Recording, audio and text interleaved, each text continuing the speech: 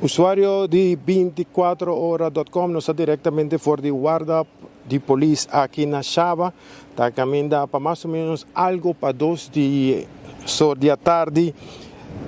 Mama de sospechoso qual está Leangelo Robert Region Cardona Alcântara, nasci na Aruba 26 de outubro de 2007, alias Cookie, onde é sospechoso, seguro que o lamentável tiroteio que tinha passado já domingo, madrugada, que ainda estava fatal.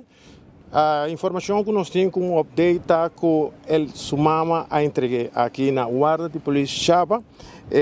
Update que nós temos de parte do corpo policial está que a pessoa aqui queda detenida.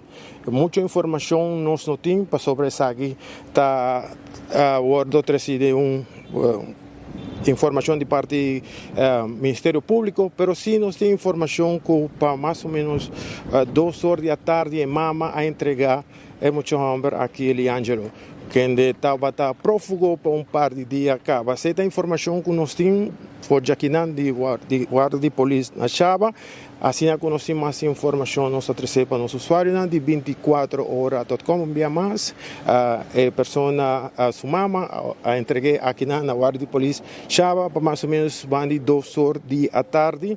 Esse é o update que nós temos de parte do corpo policial e de parte do Ministério Público.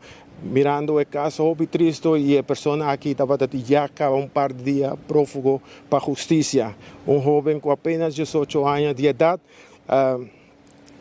está sospechoso de acto aqui. Essa informação que agora aqui mais é update de parte do corpo policial e Ministério Público está com a pessoa aqui agora entregada de sua mama para mais ou menos 2 horas da tarde. Então, a pessoa que estava prófugo já acaba de justiça, demanda de justiça.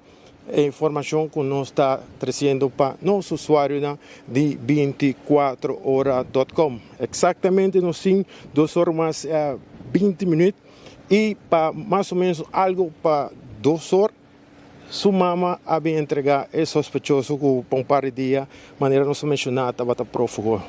A informação que nós temos agora aqui, nós podemos comunicar com o voceiro do corpo policial, por isso aqui não tem mais informação, nós queda pendente para a informação de parte deste corpo policial e do Ministério Público.